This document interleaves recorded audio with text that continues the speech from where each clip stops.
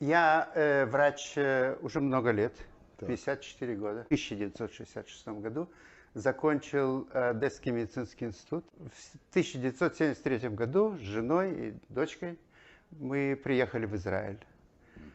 С того времени я То есть работаю... вы сторожил.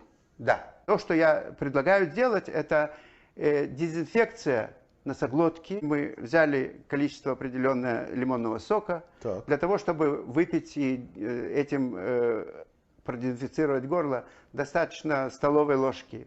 Медленно Просто выпить. выпить или, может быть, полоскать горло этим? Может быть, Можно полоскать, но в принципе не надо, потому что только прохождение лимонного сока уже делает очень быстрое. И нужно сделать тупферы, смочить в лимонном соке. В лимонном соке, да, так. и просто до конца пройти наши пазухи. Так. Аккуратненько с двух сторон и сделать это очень тщательно. Один раз, делая это, мы делаем дезинфекцию примерно на 3-4 дня.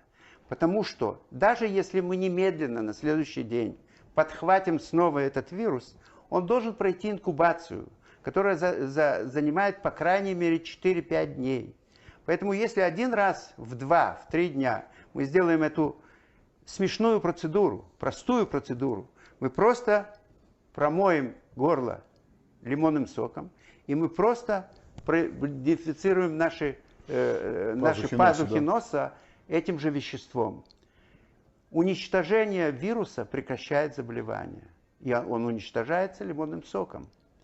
Поэтому, если мы можем полностью прекратить эпидемию, и каждый вновь заразившийся человек с первыми симптомами, которые у него появляются, неважно какими, допустим, у него немножко появился насморк, или у него немного болит горло, с первым маленьким симптомом, который у него, нужно сделать эту процедуру.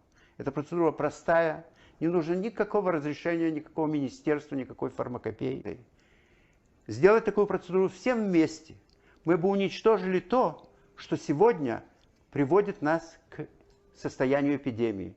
То есть наличие человеческого резервуара вирусов. Дорогие друзья, каждый может это сделать. Выдавите сок 2 лимонов. Половину я все-таки бы рекомендовал, даже может больше половины, я бы рекомендовал выпить. Рекомендовал все-таки опускаем в сок и промываем себе носовые тщательно, пазухи. да. Прямое действие на вирус. Вирус слаб, вирус примитивен.